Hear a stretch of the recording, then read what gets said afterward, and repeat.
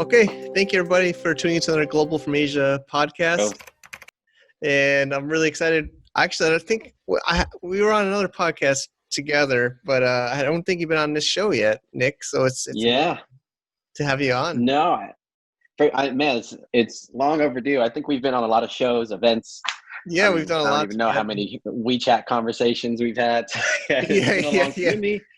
It's been 8, 9 years now. I think 2011 or something like that. Yeah. Gosh, back in the day, man. Well, thank you so much for having me. Happy to finally be here. Yeah, no, it's a pleasure to have you. So Nick Ramil, founder at ECAccelerate program and world traveler in Europe now. And we met in China, Guangzhou days, back in the early days. Oh yeah. And Shenzhen and the whole cross-border sagas and all those trains, planes, automobiles. And you've been doing amazing things in the community. And today there's so much we could talk about. I think the hard part is going to be keeping it in one show. But customer development. I completely agree. Yeah, building sustainable business with premium brands. You have these frameworks. You've been working with you've been a founder yourself. You've been working with founders to build these premium brands. So, before we get into it, do you want to give us a little bit more intro about what you do and your yeah, absolutely, man. And as you said, I feel we'll have to do a good job of keeping it short because you and me could talk for days. After all of our time together. But ECAccelerate, we're a community-backed framework, and we support and help aspiring founders establish and accelerate premium e-commerce brands. As you pointed out, for us, it's our goal is really focusing on building a sustainable business, something that will continue running, not just launching one product. And this, as you said, it's been, coming up on a decade now of the pursuit of entrepreneurship. Those first few years, as you remember, can't say it was the most successful. Would never say I failed, just learned a lot of ways not to build some businesses. Same as you. We learned a lot of things together. Anybody that's done anything, yeah. Exactly, and this framework is really based on just what we believe personally. Of course, there's many ways to be successful, but our focus is just really on a repeatable, scalable, sustainable process and framework. And we like to call it, it's accessible entrepreneurship is what our mission and goal is. In terms of there's a whole bunch of noise out there and a whole bunch of different ways to start a business, and respect to every entrepreneur out there. We just believe our way is, the lowest risk, highest reward. That being said, it's simple to follow, not easy to do. I suppose is a way we put it, right? A lot of people out there who are going for the ABC 1, 2, 3 approach, and that's definitely not our angle. It's about doing the right work at the right time and putting in the time, energy, and effort to get that result. Yeah, I hear you, man. I hear you. I know it, which goes into the first question. I think it's a good one, is like, how much time does somebody budget?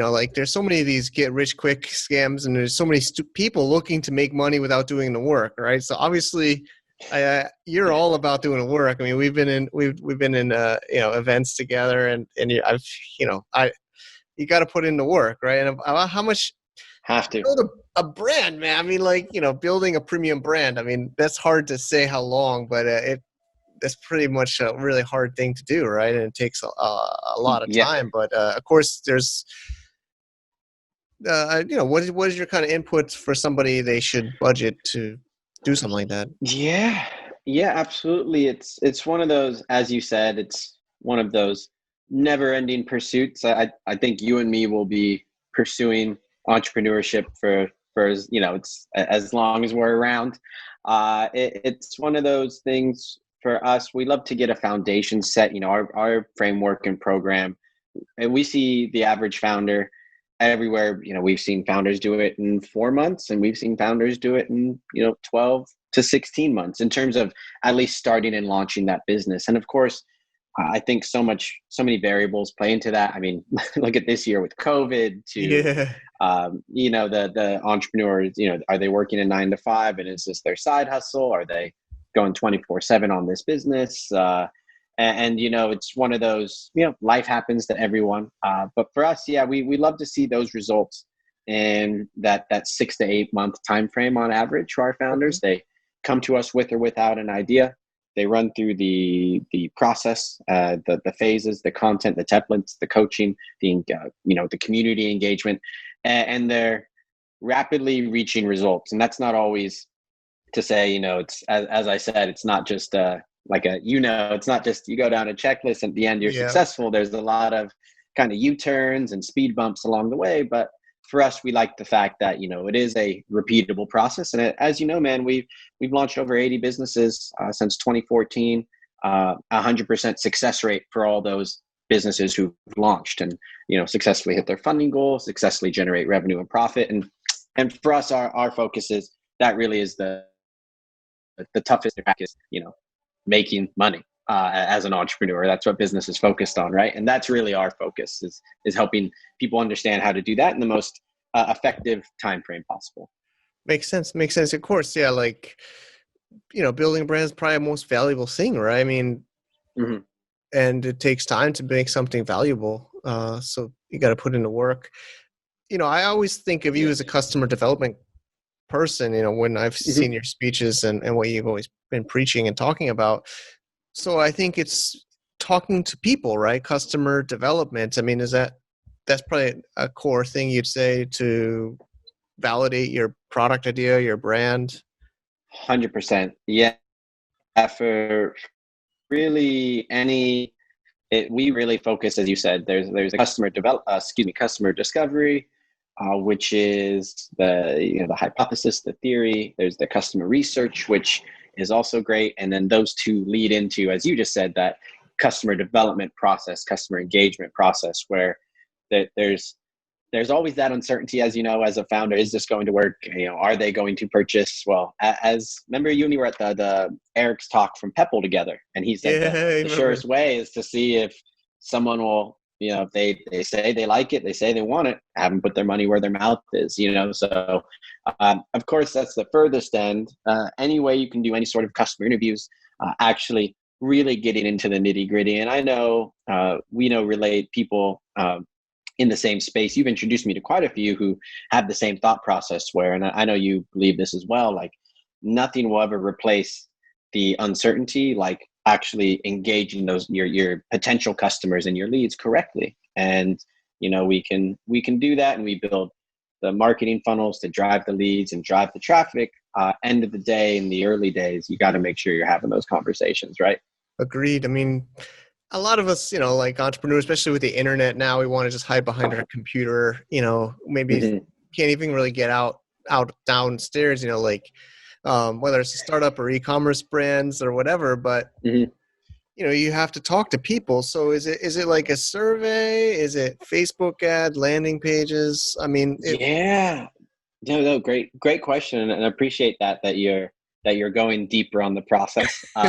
Not to keep it high level, I couldn't agree more, man. A lot of people like to have all the, as you said, the business looking good and getting it to where they're getting surveys, or perhaps they're outside of getting surveys, getting responses in to an email funnel, right? Right? Like, yes, I want to purchase this product, and getting people excited. And that's all fantastic. Yeah. When it comes to the customer development and customer validation process, there's certainly levels to the game. As you know, it's easy to get people to fill out a survey and have very low level commitment, or click a reserve now button in an email funnel, which is a higher level of commitment. And then, of course, moving down the line, there can be, text conversations back and forth, phone calls, in-person interviews. For us, the focus is really driving to the most deep and really, intimate part of that customer development, customer interview process, because that is one, how you learn the most as the founder. And, you're learning the whole time of what to say, what not to say, how to position, how to message, what benefits and features are they most excited about, what do they not care about, you know what I mean? And going Yep, through that yep. process really helps you become more informed as to, it's not, this isn't a scalable part of the process by any means, and it's definitely one of the hardest and nitty gritty. That being said, it helps you create scalability in your business because you will have a very direct and concise and complete knowledge about what it is your customers actually want. And I really genuinely don't believe there's anything better than that, or anything that can replace that in the early days of your business. Of course, as you're scaling, then you've figured it out, and you transition to more scalable strategies, marketing and sales strategies. But in the genesis, in the early days of the idea, pre-launch, if you will, this is absolutely something we recommend, all founders do, because it's so rewarding, right? Yeah, I know. I mean, I think it's the main work of a founder is to know your customer, right? A brand is only really Mm-hmm. representation of the people that are buying it. So, which goes to an idea like how many people is there a hard number? I mean, maybe it depends on the product line or the market size, or Yeah. Yeah, of course. So we great question. We define this based off of really the founder's goals, actually. So as you know, there's every founder, every entrepreneur has a different mission and a different goal. There's, some people want to have a six-figure business, and that's all they're aiming for. Some people want to have a seven-figure or an eight-figure business, and obviously, they're both. Wow, even if it was the same product, those are fundamentally different businesses and how you're going to build them, over the long term, and the time, energy, and effort it will take. From a customer interview perspective, this is one of those things where we really try to make sure, not try. Of course, it's up to the founders of the program, and even with my investments as well, it's up to them. That being said, we're always aiming to do minimum, call it 50 customer interviews. And I wish I could see your face right now, because you and me both. I'm smiling and laughing because I know that's a lot of work, right? it is, man. Yeah, And, we've done it, man. Yeah, yeah, and that's and if you have 50 customer interviews, that probably means you reached out to 100, 200 people. But every no will lead you to that next yes. And really those, we feel it just makes you, as you know, man, you just get so much better at it. The more you do, and the repetition, and something you showed me that I really valued, though, the SOPs, yep, creating a process. And it's like, yep, you've created a process for creating processes. You can only yeah, do that if you've done it so much, right? And I think it's just really that pursuit of execution and mastery, and it's, as we said, it will never be perfect, but the fact that we continue to learn and improve is how you get greater and greater results, right? So that was a long-winded answer, just to no, say, it's great, man. We like it. We like it. I'm learning. good. Uh, I'm realizing I missed a pretty important earlier question wanted to ask. Like we talked about before the recording. Obviously the GFA, there's a lot of Amazon sellers, and Sure. you're mostly focusing on your own stores. Hmm. Um, I've talked to others. It's like a different world. Amazon sellers versus like not, I guess almost non-Amazon sellers. But what would you say is Yeah. kind of the differences? I mean, for the Yeah. goals, or even just Yeah. Absolutely. And this is, as I've said, we see there's drop shipping, there's Amazon, and then there's, your own storefront, your own e-commerce channel. So just kind of touching on all those quickly. Drop shipping for us is one of those, you don't really own the product, and it's normally lower margin, lower quality. And that leads to just kind of trend-based products, which aren't sustainable by definition. So we see a lot of people we see a lot of people transition from drop shipping to our program, and also transition, as you said, because they're different worlds, from Amazon to our program, and kind of supplement that e-commerce knowledge. And from our perspective, of course, we love obviously what Amazon does, and by all means, after we set up our own store, we always push our founders to go also set up an Amazon storefront as well, because there's a channel there, and obviously one of the largest marketplaces you can tap into. The difference really is, when we focus on our own stores and launching our own products and primarily driving through private launches or crowdfunding, our focus is more about focusing on creating that interest and building that brand from scratch, where there's the power of Amazon. I mean, correct me if I'm wrong, you're much more knowledgeable than me, is there's a great marketplace, there's a process, they're able to support with logistics and shipping, and the listings all look a certain way, and all of that, which is fantastic. The difference is building it from nothing, and kind of being in kind of truly owning all the other parts of the process Yeah, with your own store. I So agree. the logistics, the warehousing, the shipping, even the look of the store. You know what Yeah. I mean? So Yeah, the yeah, big we've one had is a the. lot. Oh, go ahead. Sorry. Oh, sorry. I was just going to say we just had a lot of founders transition after they've done drop shipping or Amazon successfully. And they've built a sustainable business there, and it's running and it's operating. We've had many of our founders who apply, and then are accepted and enroll into the ECAccelerate program are, they're looking to now, build a product, a brand, or a product they're very passionate about, right? Because also a lot of Amazon isn't based on what you enjoy working on. While now you can do that as well, it's a lot more about kind of where the market demand is, I Agree. believe. It's true. And I think the other one is it's another question, is the customers. They're not really your customers. They're Amazon's Mm-hmm. customers. And, there's obviously these kind of tactics to build your email list, but they keep getting harder and harder to implement because Amazon's just tightening that grip of the customer experience and the customer communication. So that's Mm-hmm. also a big one, is Amazon.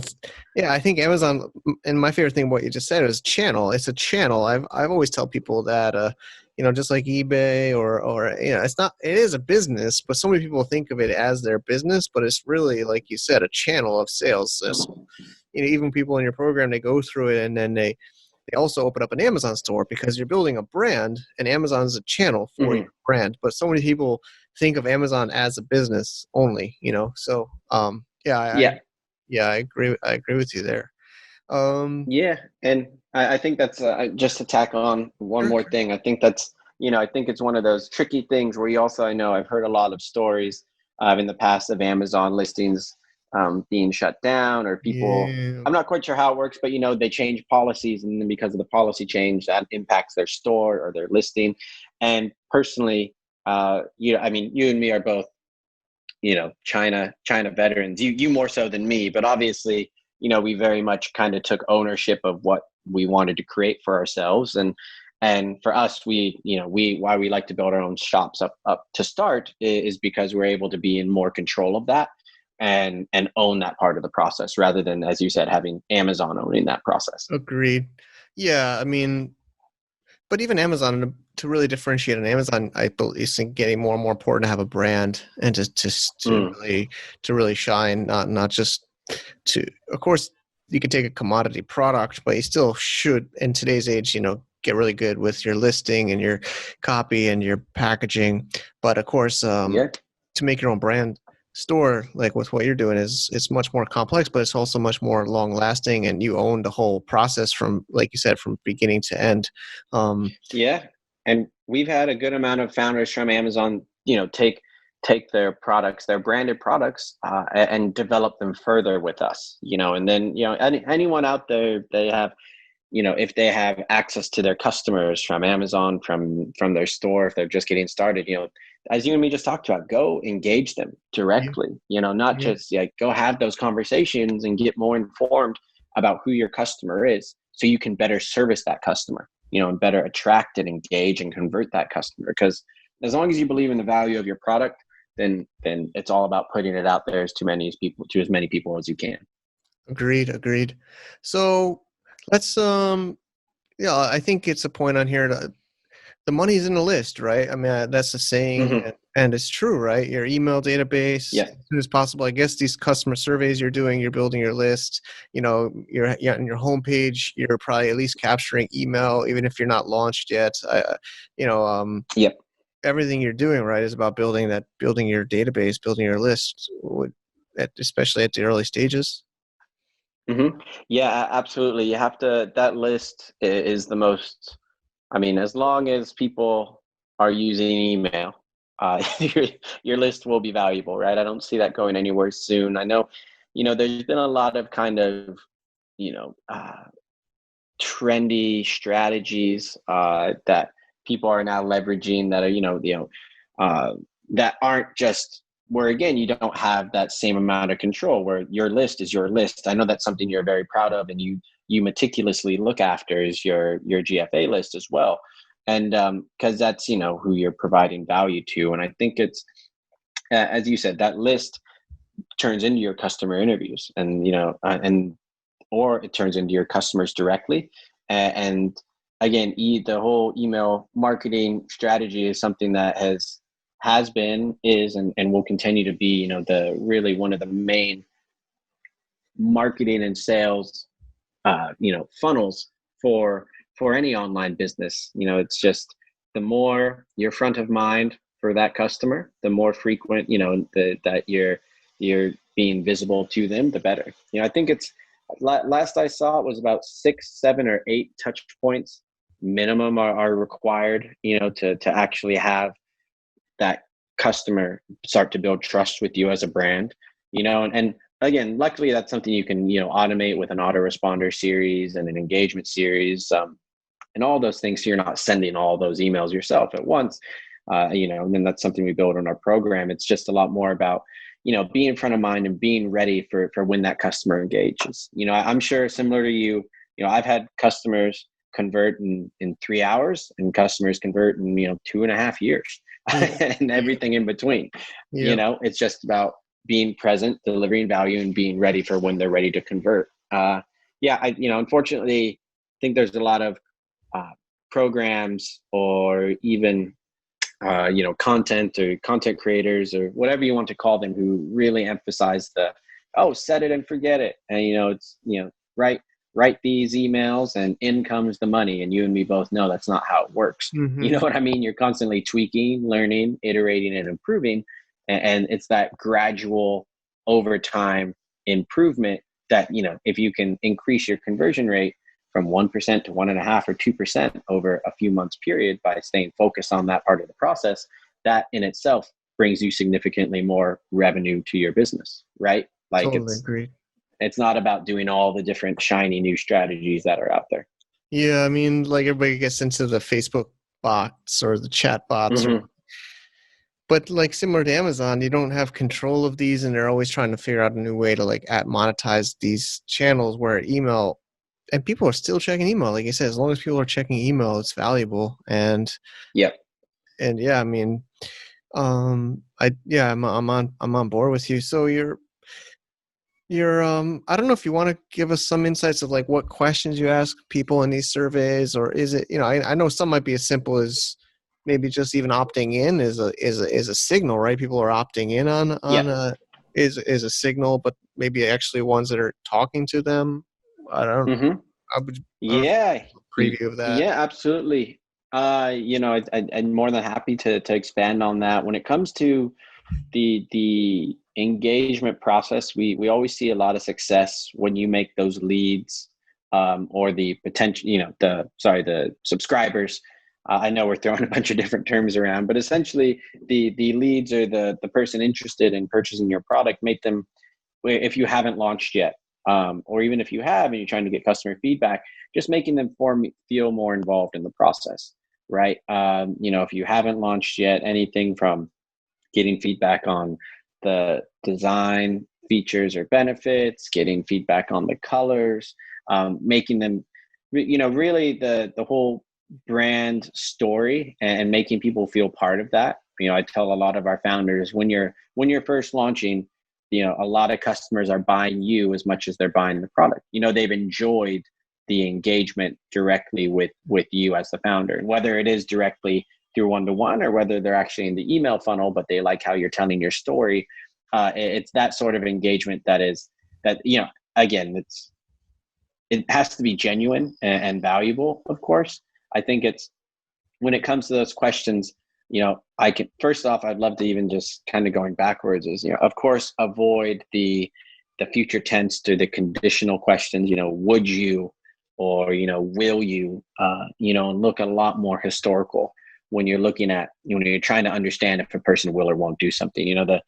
The example I love to always use is, a lot of people, you ask, would you buy this, this gym membership? When we all know, if looking at someone's fitness level, of course, they're aspirational to what they want to do, but what does their past tell you about what they've actually done to achieve those goals? Whether it's fitness or dieting or health related, business related, any of those things that you really try to break down from what has this person actually done that tells me in their past that can help inform me of their future decision. So I love to do kind of those past tense questions and really get dialing down, I suppose, on the understanding, and asking multiple times, even the same question, like what it is about your brand or your product that is valuable. And of course, the main one that you all always hear, and I'm sure you've had other people say, and I know you already know, is understanding more about the problem, right? What is the actual issue that they're having and problem that you can support solving. Okay. And, dialing down on that's really important, because if you can provide a solution, is of course the most valuable thing you can provide. So that's something that's always great to focus on. All right. This is good.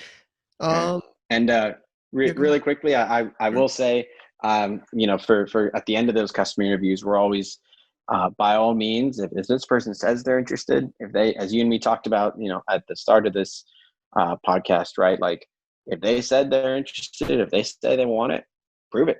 Go ahead and sell it. Sell it. Get them to send that PayPal, the Venmo, the whatever it is that shows this person will actually commit to making that purchase and turn into a conversion. And that first one is always, one of my favorite moments for our founders, when they post in the Facebook community, our Facebook group, or they message me or they message other team members, and they're like, got our first sale. We are, as you know, man, you get one sale, you can get 1,000, you can get 10,000, you can get 1,000,000 sales, but replicate it. Yeah. That's it, right? You got to get over that. So that's always something we're pushing our founders to do, is just, because that's where most of the uncertainty is, and am I going to be able to sell this and make money? Well, figure that out, in advance. And, of course, we do that with our funnels. We use renderings, 3D printing. We really try to, it's another difference than Amazon as well. We don't really, invest in stock or manufacturing. It's a lot more about validating the customer first. And then, after you do that, then the rest of the stuff makes sense from a manufacturing and perspective. Agreed. Okay, so I would think we also learn from mistakes, like people, the common, what are like the common mistakes you see people make again and again and again, or that you're like, damn, yeah, I'm sure you. Yeah.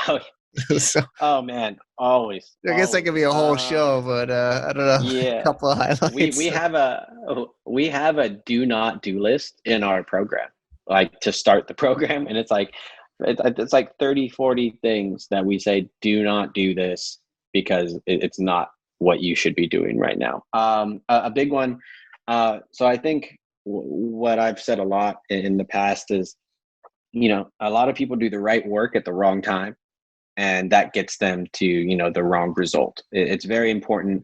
Again, there's so much information out there about how you should do something, to where, our framework is very much about distilling down, like putting blinders on, and it's literally phase 1, phase 2, phase 3, phase 4, phase 5, and then content and templates and everything within each of those phases that builds a foundation and builds it higher, right? A lot that we see, which I just talked about, is a lot of people are so worried about manufacturing or prototyping.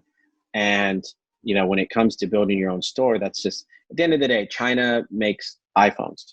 you know what I mean, trying to build spaceships. Like no matter what your product is, they will be able to manufacture it. It's everybody can make anything. It's very few can actually sell what they've made. You know what I mean? And so for us, we really don't put an emphasis on that manufacturing prototyping part of the process until we've actually, as I said, validated that customer. Of course, we have the resources and the network, as you know, in China. But that's, again, something we ask our founders not to focus on when they're first getting started. Another thing is there's always, big focus around copyrights and patents. And Mm, again, all these things trying to protect. I think there's a lot of people who are trying to focus on defense, which yeah. it's like, focus on offense. Focus on, if you build the best brand and people choose you because of that brand over your competitors, that's the most valuable thing you can do. You know what I mean? That's the differentiator. It's not a legal piece of paper that, I mean, as you know, with Apple and Nike's history in the past in China, they, if the world's largest companies have had trouble protecting their ideas and their products, don't focus as much on that. Focus more on what you can control, what you can do. Um, I'd say those two are pretty big ones. And then probably the third one would have to be just around, competition instead of collaboration. A big Mhm. thing, obviously, being a community, like I think a lot of people are so worried about people stealing their ideas. And you and me know, man, an idea without execution is worthless. Yep. So much So work, for man, to us, do it. Yeah. yeah, it is. So it's like, put yourself out there, get that feedback. People have been pushed back on us about doing customer interviews. Well, what if they steal my idea? And if this person steals your idea and executes it before you and is successful, then they're better than you. That's entrepreneurship. You know what I mean? Yep. That's business.